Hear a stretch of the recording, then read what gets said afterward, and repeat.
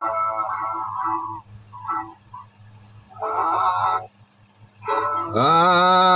teman, percayalah, hanya dengan beriman, hanya dengan beriman, hikmat besar, hikmat besar, hikmat besar, tidak terduga dan luas benar, hikmat besar, tidak terduga dan luas benar, hikmat besar.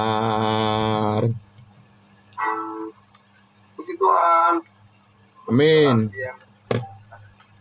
Mari kita siapkan hati kita untuk mendengarkan Tuhan. Sedangkan Charles Pak menyampaikan. Baik. Terima kasih Pak Pendeta Pardosi, puji-pujian yang sudah dinaikkan. Mari kita tundukkan hati kita, kita berdoa untuk menerima firman Tuhan.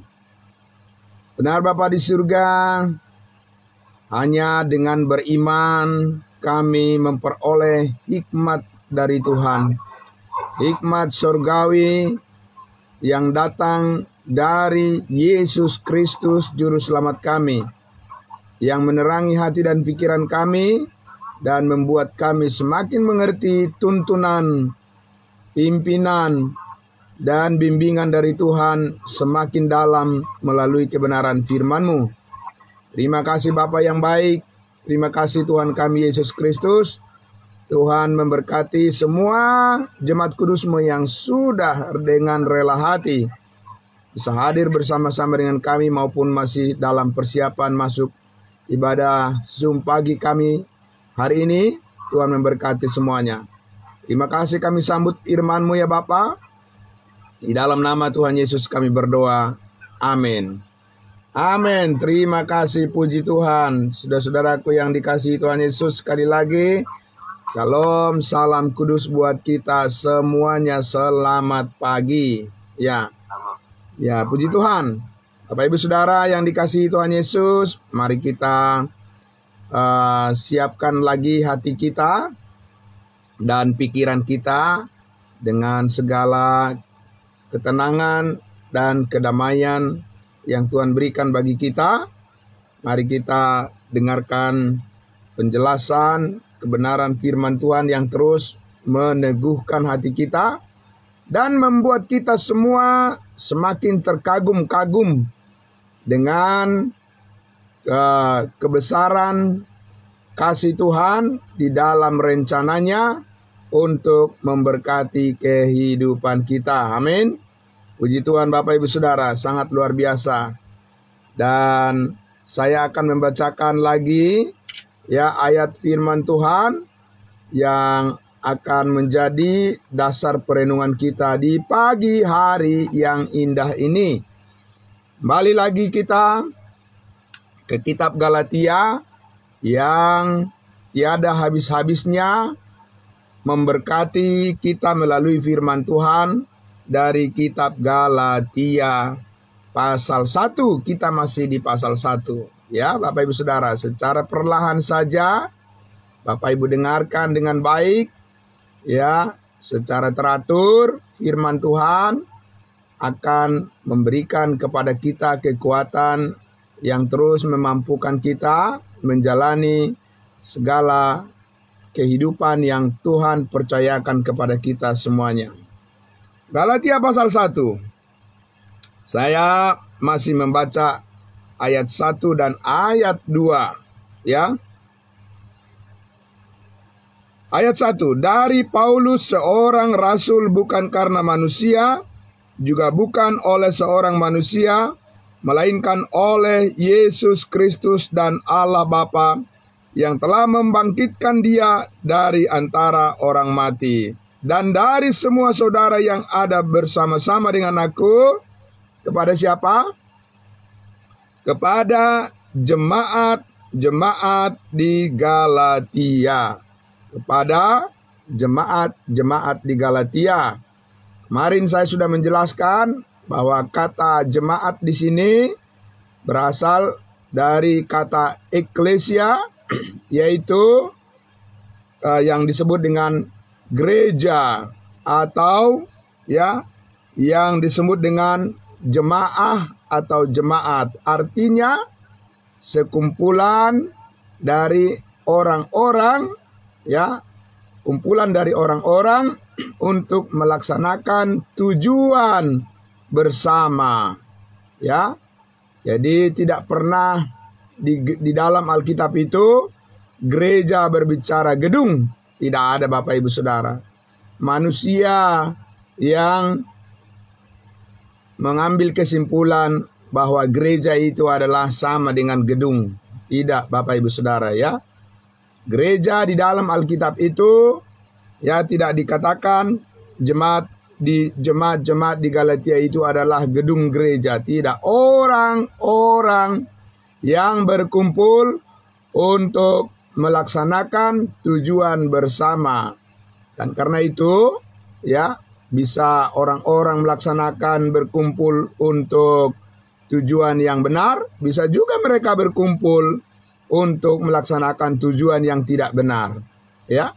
Karena itu kita melihat bahwa gereja, jemaat, eklesia itu haruslah menjadi ya tempat atau menjadi kumpulan dari orang-orang yang mempunyai tujuan untuk memuliakan Tuhan. Tapi Bapak Ibu Saudara, nah ini yang sangat luar biasa, ya, akan menambahkan pengetahuan yang baik bagi Bapak Ibu Saudara semuanya.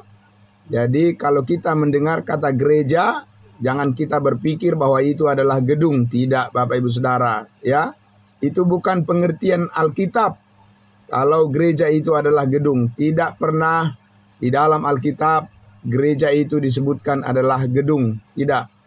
Gereja itu adalah orang-orang yang berkumpul. Kalau tidak ada orang yang berkumpul di situ, itu bukan gereja namanya. Ya. Nah, sekarang saya akan mengajak kita Bapak Ibu Saudara untuk melihat bahwa gereja atau eklesia itu sudah ada sejak dari padang gurun, ya. Sejak di padang gurun sudah ada namanya gereja atau eklesia.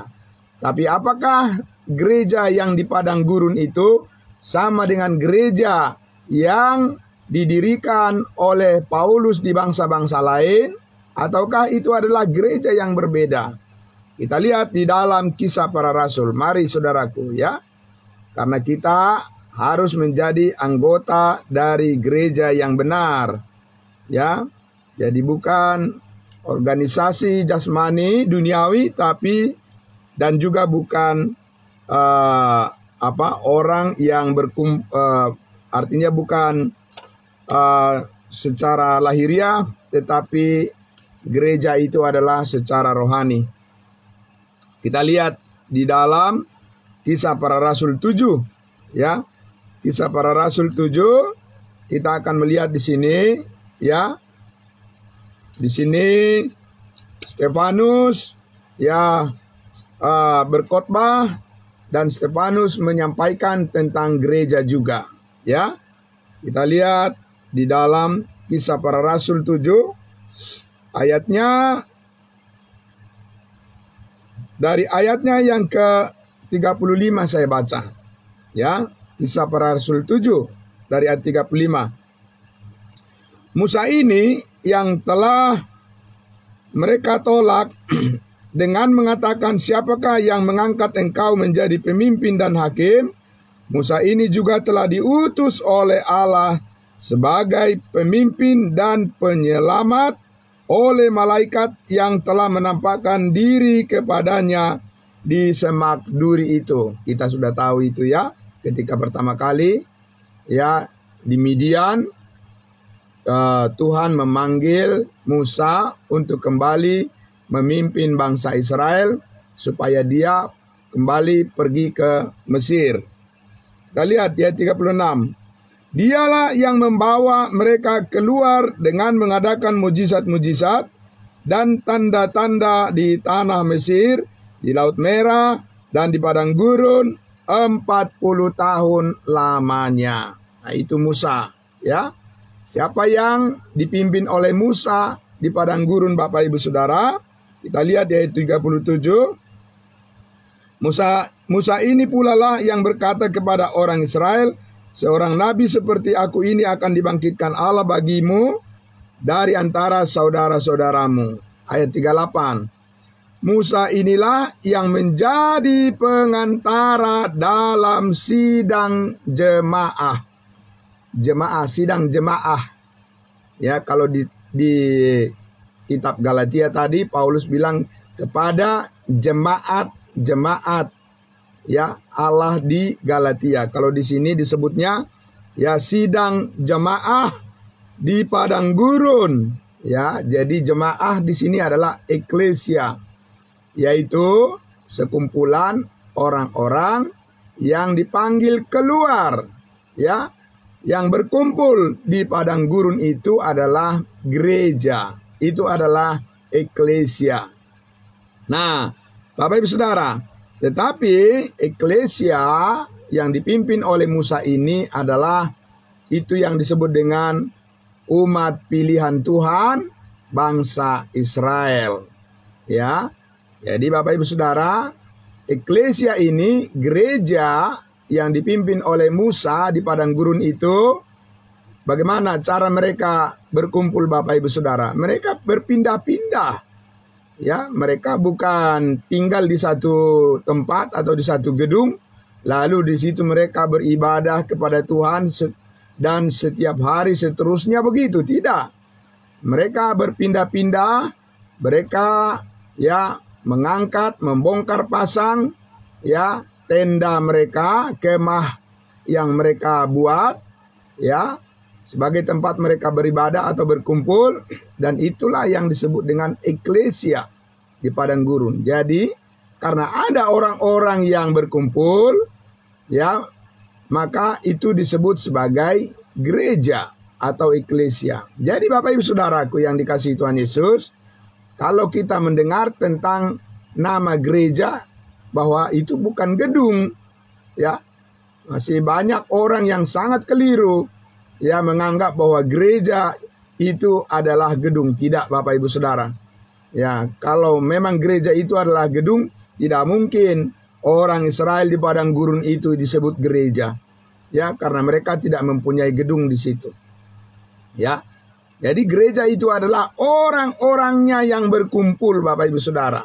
Ya, jadi sekalipun gedung gerejanya ya mewah atau gedung gerejanya besar, luar biasa, Bapak Ibu Saudara, ya luas dan sebagainya, lengkap dengan segala fasilitas. Ya, kalau tidak ada orang yang berkumpul di situ, itu bukan gereja namanya, menurut Alkitab. Ya, nah Bapak Ibu Saudaraku yang dikasihi Tuhan Yesus, jadi fokus kita untuk mengerti tentang gereja adalah apa? Orang-orang Bapak Ibu Saudara, bukan gedung seperti kebanyakan orang di zaman sekarang ini. Mereka berpikir dan tertarik tentang gereja adalah melihat gedung. Ya, kalau Tuhan nanti datang mengangkat gerejanya, apakah gedung-gedung yang dibawa Tuhan nanti ke surga? Tidak, Bapak Ibu Saudara. Nggak ada dibawa satu pun dari situ. Yang dibawa oleh Tuhan adalah kembali kepadanya untuk memuji kemuliaannya adalah orang-orang. Orang-orang yang percaya, yang sudah diselamatkan, itulah gereja ya yang dibawa oleh Tuhan Yesus nanti kalau dia datang menjemput kita. Dan kita adalah gereja itu. Nah, Bapak Ibu Saudara, tapi di sini kita harus sangat memahami dengan hati-hati Bapak Ibu Saudara, bahwa gereja yang di padang gurun ini, eklesia yang di padang gurun ini adalah gereja kerajaan namanya. Ya, gereja kerajaan, yaitu orang-orang, kumpulan dari orang-orang pilihan bangsa Israel namanya. Orang-orang Israel namanya, keturunan dari Abraham, Ishak, dan Yakub. Ya. Nah, Bapak Ibu Saudara, inilah gereja kerajaan yang ketika Yohanes Pembaptis datang mempersiapkan jalan untuk hadirnya Yesus sebagai Mesias, seperti yang dikatakan tadi, ya, yang dijanjikan kepada Musa bahwa seorang nabi, ya, akan dibangkitkan oleh Allah untuk membawa berita kabar baik kepada bangsa Israel. Maka itulah Yesus Kristus ketika dia lahir ke dunia ini. Ya, mari kita lihat Bapak Ibu Saudara di dalam Matius pasalnya yang ke-16. Mari kita lihat Matius pasal 16. Dan disinilah Tuhan berbicara. Matius pasalnya yang Matius pasalnya yang ke-16. Kita akan lihat di sini Yesus berbicara tentang eklesia, jemaat atau gereja, sebagai kelanjutan dari gereja di padang gurun tadi yang dipimpin oleh Musa, yaitu gereja kerajaan Allah, kerajaan sorga, yaitu orang-orang Israel yang selalu berkumpul, yang percaya kepada Yesus Kristus. Kita lihat di dalam Matius pasal 16 ayatnya yang ke-15. Saya akan membaca sampai ayatnya yang ke-18. Ya, Matius 16 ayat 15. Lalu Yesus bertanya kepada mereka, kepada murid-muridnya, ya, kepada Petrus, Yohanes, Yakobus yang berkumpul di situ. Ya, lalu Yesus bertanya kepada mereka, tetapi apa katamu, siapakah aku ini? Nah, Yesus memulai dari pengenalan yang benar akan dia. Pengenalan yang benar akan Yesus Kristus adalah syarat untuk menjadi anggota gereja yang benar, yaitu gereja kerajaan. Ya, yang mana mereka menjawab, ya, diwakili oleh Petrus di ayat 16. Maka jawab Simon Petrus, engkau adalah Mesias, anak Allah yang hidup. Ya, jadi Petrus tidak mengatakan engkaulah Yesus yang mati dan bangkit untuk mengampuni dosa-dosa saya. Petrus tidak mengatakan begitu, Bapak Ibu Saudara. Jadi pahami dengan baik, ya. Saya sudah menyampaikan bahwa murid-murid Yesus yang 12 tidak pernah memberitakan tentang salib Kristus selama mereka bersama-sama dengan Yesus melayani bangsa Israel. Tidak ada, Bapak Ibu Saudara. Yang mereka beritakan apa? Engkau Yesus adalah anak Allah, Mesias, ya. Mesias, anak Allah yang hidup. Itu yang mereka beritakan. Karena itulah berita, ya, kabar baik untuk eklesia, jemaat, kerajaan, yaitu untuk orang Israel. Ya, berbeda dengan kita, nanti akan kita lihat bahwa Paulus mendirikan gereja Tuhan yang disebut dengan tubuh Kristus. Amin. Yang itu adalah orang-orang yang percaya dari bangsa-bangsa lain yang dimeteraikan oleh Roh Kudus. Kita lihat di ayatnya yang ke-17. Kata Yesus kepadanya, pada Petrus, berbahagialah engkau Simon bin Yunus, sebab bukan manusia yang menyatakan itu kepadamu, melainkan Bapakku yang di sorga. Benar, kata Yesus, ya. Kata Tuhan Yesus, benar jawabanmu itu, Petrus, ya. Nah, bahwa aku adalah anak Allah, aku adalah Mesias, anak Allah yang hidup. Ya, Bapak Ibu Saudara. Ayat 18. Dan aku pun berkata kepadamu, engkau adalah Petrus, dan di atas batu karang ini aku akan mendirikan jemaatku. Kembali lagi. Ya, jemaah. Aku akan mendirikan jemaatku dan alam maut tidak akan menguasainya. Jadi Yesus, Bapak Ibu Saudara, merujuk kepada eklesia, ya, atau gereja, sekumpulan orang yang dari padang gurun berlanjut sampai kepada zaman Yesus, ketika Yesus lahir ke dunia ini, ya, dan mereka orang-orang yang mengikuti Yesus menjadi eklesia atau jemaat atau jemaah gereja kerajaan namanya, ya. Karena Tuhan berjanji mendirikan kerajaannya melalui bangsa pilihannya, bangsa Israel. Nah, Bapak Ibu Saudara yang dikasihi Tuhan Yesus, ya, maka kita melihat, ya, kembali lagi kita ke kitab Galatia, ya, maka kita lihat Bapak Ibu Saudara bahwa ketika orang-orang Israel, ya, ketika bangsa Israel menolak Yesus sebagai Mesias, Yesus sebagai Raja dengan menyalibkannya, maka eklesia, gereja kerajaan itu, Bapak Ibu Saudara, tidak bisa berlanjut. Tidak bisa berlanjut karena untuk memimpin gereja kerajaan atau eklesia kerajaan itu harus ada rajanya. Ya, tetapi mereka menyalibkan Yesus Kristus sebagai Mesias, sebagai Raja mereka, Raja bangsa Israel. Maka Tuhan bertemu dengan seseorang. Tuhan berjumpa. Tuhan Yesus dari surga, ya, menjumpai seseorang yang bernama Saulus, yang kemudian namanya menjadi Paulus, untuk membawa berita Injil keselamatan, yaitu tentang kasih karunia Tuhan kepada bangsa-bangsa lain. Jelas Bapak Ibu? Jelas itu, ya, sangat jelas itu. Karena bangsa Israel tidak mau menerima Yesus sebagai Raja, maka gereja kerajaan, ya, yang tadinya ditujukan dan direncanakan Allah untuk menjadi berkat bagi mereka, dan melalui mereka akan ada keselamatan bagi bangsa-bangsa lain, akhirnya itu di-stop oleh Tuhan, dihentikan oleh Tuhan.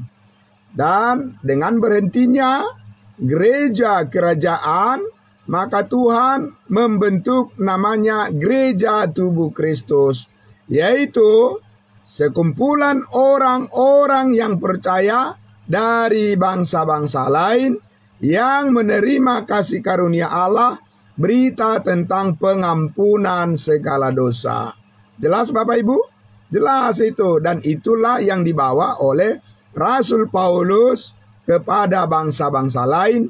Itulah salah satu jemaat-jemaat di Galatia yang sudah kita pelajari, surat dituliskan oleh Rasul Paulus untuk menegur mereka, menegur jemaat Galatia, jemaat dari bangsa-bangsa lain. Mereka adalah tubuh Kristus, mereka tidak hidup di bawah hukum Taurat. Kalau gereja kerajaan, yaitu gereja yang terdiri dari orang-orang Israel yang percaya di Yerusalem, itu harus hidup di bawah hukum Taurat. Ya, ya, paham ya Bapak Ibu ya? Itu harus hidup di bawah hukum Taurat. Karena hukum Taurat itu adalah penuntun hidup mereka, hidup bangsa Israel sejak eklesia, ya, di padang gurun dipimpin oleh Musa, sejak gereja dipimpin oleh Musa di padang gurun, itu berlanjut terus sampai pada saat kelahiran Yesus, mereka harus hidup di bawah hukum Taurat. Tetapi ketika Tuhan Yesus memanggil Paulus untuk membawa berita keselamatan kepada bangsa-bangsa lain, tidak lagi hidup di bawah hukum Taurat, tapi hidup di bawah kasih kasih karunia, itulah eklesia. Itulah gereja yang benar, Bapak Ibu Saudara. Orang-orangnya, orang-orang yang diselamatkan dan dimeteraikan dengan Roh Kudus, yaitu kita. Kitalah gereja tubuh Kristus itu. Nah, Bapak Ibu Saudaraku yang dikasihi Tuhan Yesus, dan mari kita lihat lagi, kembali lagi kita akan melihat di dalam 1 Korintus pasal 12. Mari kita lihat lagi Bapak Ibu Saudara. Ya, 1 Korintus pasalnya yang ke-12. Saya akan membacakan lagi bagaimana gereja tubuh Kristus ini tidak sama dengan gereja kerajaan. Tidak Bapak Ibu Saudara. Ya, kita lihat di dalam 1 Korintus pasalnya yang ke-12. Ini adalah kita, tentang kita gereja tubuh Kristus. Paulus menyampaikan di sini, ya, 1 Korintus pasal 12 ayatnya yang ke-12. Saya membaca untuk kita semuanya. Bapak Ibu Saudara bisa mendengarkan dengan baik. Inilah yang dikatakan Paulus, ya, tentang gereja tubuh Kristus, ya, orang-orang yang percaya dari bangsa-bangsa lain yang saat ini sedang diberkati oleh Tuhan. Di ayatnya yang ke-12 dikatakan, 1 Korintus 12 ayat 12. Karena sama seperti tubuh itu satu dan anggota-anggotanya banyak, dan segala anggota itu sekalipun banyak merupakan satu tubuh. Amin. Demikian pula Kristus. Jadi gereja saat ini adalah tubuh Kristus. Kembali lagi, itu bukan gedung Bapak Ibu Saudara. Itu adalah orang-orang yang diselamatkan. Itu adalah gereja ketika mereka berkumpul. Gereja tubuh Kristus namanya. Ya. Ayat 13. Sebab dalam satu tubuh kita semua, baik orang Yahudi maupun orang Yunani, baik budak maupun orang merdeka, telah dibaptis menjadi satu tubuh. Amin. Dan kita semua diberi minum dari satu roh. Jadi orang-orang percaya saat ini dibaptiskan ke dalam satu tubuh. Tubuh Kristus namanya. Di mana saja orang percaya, Bapak Ibu Saudaraku, ya. Di mana saja, di negara mana saja, di kota mana saja, di seluruh dunia. Asalkan dia adalah orang yang percaya kepada kasih karunia Allah, orang yang percaya kepada Yesus yang sudah mati disalibkan mengampuni segala dosanya, maka orang itu diambil oleh Roh Kudus dan dibaptiskan ke dalam tubuh Kristus, dan kita menjadi anggota gereja yang benar. Amin. Iya Bapak Ibu Saudara, jadi ini bukan merek-merek gereja. Ini bukan organisasi-organisasi yang dibuat oleh manusia. Yang sekarang ini ada gereja. Berapa secara organisasi gereja di dunia ini? Berapa banyak Bapak Ibu? Ya, dikatakan ada lebih daripada 40.000 nama gereja di dunia ini. Yang mana gereja yang benar Bapak Ibu Saudara? Ya, yang mana gereja yang benar? Ya kan? Apakah gereja yang benar adalah yang gedungnya besar-besar, terus yang kecil-kecil bukan gereja? Atau yang tidak punya gedung gereja itu bukan gereja? Yang mana yang benar Bapak Ibu Saudara? Bapak Ibu Saudara, gereja yang benar adalah sekumpulan dari orang-orang yang telah diselamatkan dan mereka berkumpul untuk beribadah memuliakan Tuhan sebagai tubuh Kristus. Di mana saja Bapak Ibu Saudara, ya. Jadi kita adalah anggota dari gereja yang benar, yang yaitu gereja Alkitab, gereja yang ada di dalam Alkitab. Dan untuk itu tidak ada merek-merek, ya. Tidak ada merek A, merek B, gereja A, gereja B, gereja C. Tidak ada. Nanti itu berjumpa dengan Tuhan Yesus, itu tidak menjadi patokan Bapak Ibu Saudara, ya. Itu tidak menjadi patokan, dan Tuhan Yesus tidak bertanya, ya Bapak Ibu Saudara, kamu dari gereja mana? Ya, kamu di gereja mana? Ya, merek gerejamu apa? Tidak ada begitu Bapak Ibu Saudara, ya.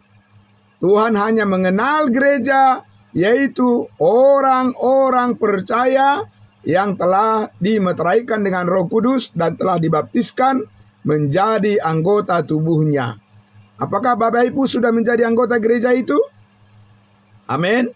Ya Bapak Ibu Saudara, setiap orang yang tidak tahu, ya, yang tidak mengerti Injil kasih karunia Allah, dia tidak mungkin tahu bahwa dia adalah anggota gereja yang benar.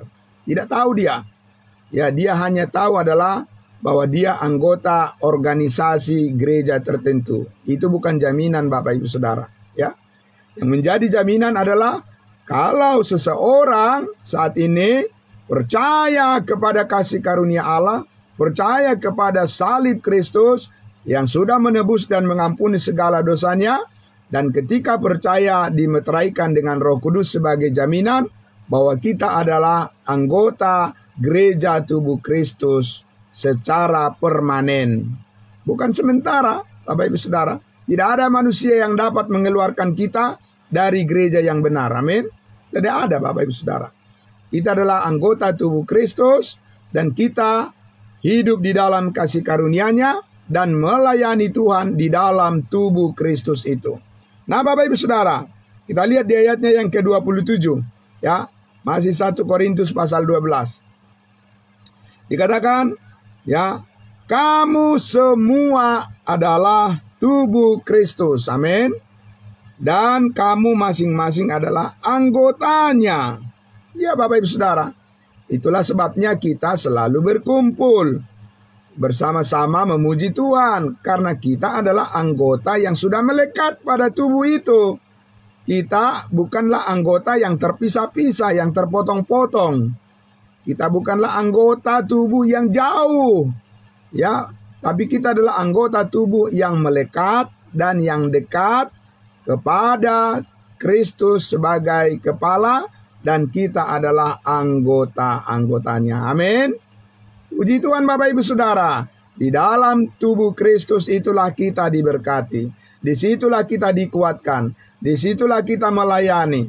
Di dalam tubuh Kristus itulah kita saling melengkapi. Di dalam tubuh Kristus itulah kita, ya, bersukacita. Di dalam tubuh Kristus itulah bertumbuh kita bersama, ya, untuk mengenal kasih Tuhan yang sempurna. Dan di dalam tubuh Kristus itulah kita dilatih, disitulah kita dididik, dan disitulah kita dibentuk, Bapak Ibu Saudara, untuk menjadi anggota-anggota tubuh Kristus yang kuat, ya, yang sehat, anggota tubuh Kristus yang selalu siap untuk memuliakan Tuhan meskipun menghadapi tantangan dan persoalan-persoalan dalam kehidupan ini. Amin. Karena hanya kalau kita mengerti bahwa kita adalah anggota tubuh Kristus, maka di situ kita sadar kita mempunyai kekuatan dari Yesus Kristus sebagai kepala yang menyediakan bagi kita apa yang kita perlukan. Amin. Ya Bapak Ibu Saudara. Jadi kalau kita tidak melekat pada tubuh Kristus di dalam gereja yang benar, gereja tubuh Kristus, dari mana kita tahu Bapak Ibu Saudara bahwa kita adalah anggota-anggota yang sehat?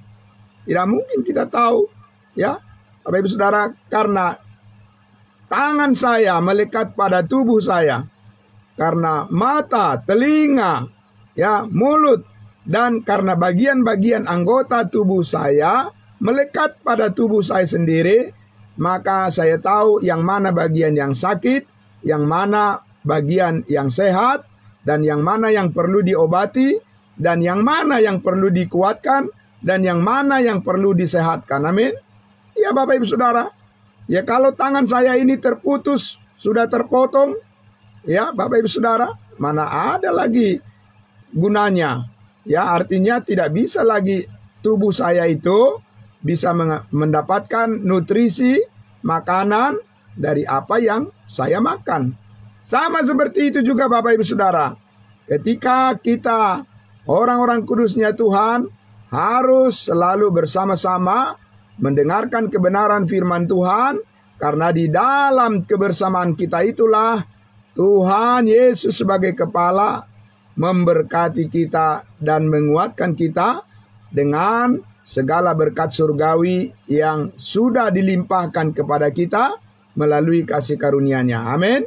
Jadi Bapak Ibu Saudaraku yang dikasihi Tuhan Yesus, nah maka kita sudah paham dengan baik bahwa kita semua adalah gereja, anggota dari gereja yang benar, yaitu gereja tubuh Kristus, dan kita semua hidup di dalam kasih karunia-Nya. Berbeda dengan gereja kerajaan bangsa Israel, mereka hidup di bawah hukum Taurat, dan ada perbedaan antara bangsa pilihan dan bangsa yang lain. Tapi sekarang di dalam tubuh Kristus tidak ada perbedaan. Amin. Dari bangsa mana saja, dari negara mana saja, dari kota mana saja, dari bahasa apapun latar belakangnya.